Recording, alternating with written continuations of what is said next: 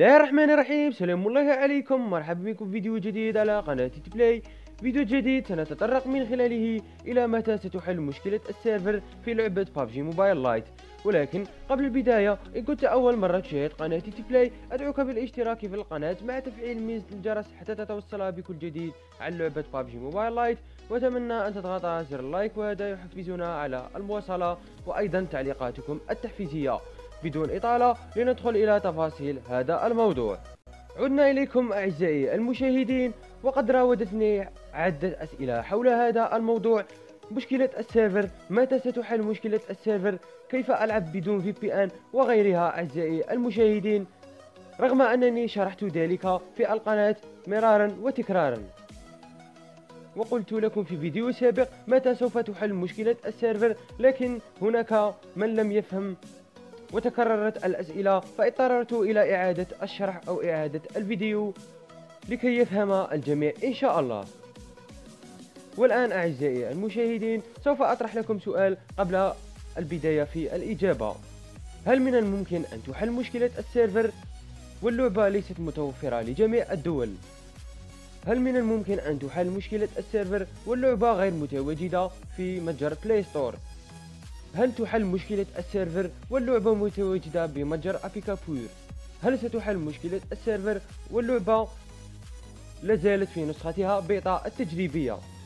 من هذه الأسئلة أرجو أنكم فهمتم مقصودي، والآن سوف أجاوبكم عن سؤالكم أعزائي المشاهدين. متى ستحل مشكلة السيرفر؟ أعزائي، سوف تحل مشكلة السيرفر أثناء نزول اللعبة على متجر بلاي ستور، أي عندما تنزل لعبة بابجي موبايل لايت على متجر بلاي ستور سوف تحل مشكلة السيرفر، لأن مشكلة السيرفر لا تتعلق بتحديث ما أو غير ذلك، لأنه حتى لو ينزل التحديث القادم فلن تحل مشكلة السيرفر إلا بنزول اللعبة على متجر بلاي ستور وتشغيل سيرفراتها على جميع الدول، لأنها قد تنزل على متجر بلاي ستور، ولكن إن لم يشغلوا السيرفرات الخاصة باللعبة على جميع الدول فلن تشتغل، كما هو الحال الآن في اللعبة، لأن اللعبة تشتغل على بلدين فقط: البرازيل والفلبين، لأنها منزلة على بلاي ستور. أيضا السيرفرات الخاصة بهذه الدول شغالة عادي جدا، لذلك نقوم بتحويل VPN إلى دولة الفلبين والبرازيل. أيضا سأعطيكم مثال حي صغير: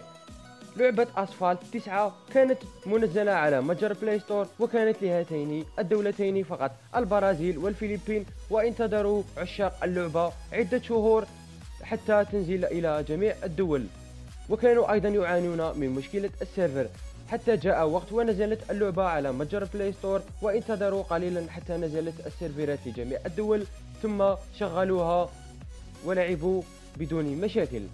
إذن لعبة بابجي موبايل لايت نفسها نفس لعبة أسفالت 9، حيث عندما تنزل اللعبة على متجر بلاي ستور ويطلقون سيرفراتها لجميع الدول العربية والأجنبية سوف تعمل لديكم اللعبة وبدون مشاكل، ولن تحتاجون إلى أي VPN أو سيرفر أو من الطرق، سوف تلعبونها عادي جدا كلعبة بابجي موبايل الأصلية التي متواجدة الآن في متجر بلاي ستور. بمجرد تحميلها سوف تلعبها عادي جدا بدون أي VPN وبدون أي مشاكل، لأن لعبة بابجي موبايل لايت لازالت في نسختها البيتا. وبيتا ماذا تعني؟ أي أنها نسخة تجريبية لازالت قيد التجريب، ويحاولون حل المشاكل.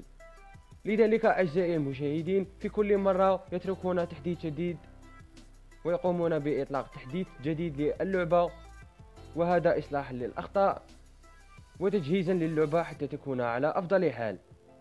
إذن متى ستحل مشكلة السيرفر؟ ستحل مشكلة السيرفر عندما تنزل اللعبة على متجر بلاي ستور وتطلق سيرفراتها لجميع الدول.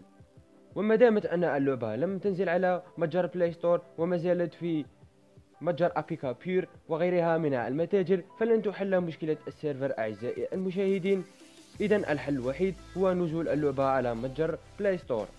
أيضا أحبائي، لمن يريد أن يحل مشكلة السيرفر سوف تجد في نهاية هذا المقطع 3 فيديوهات أو غيرها يتكلمون عن مشكلة السيرفر وحلها، وشرح واحد في حل مشكلة السيرفر بدون VPN.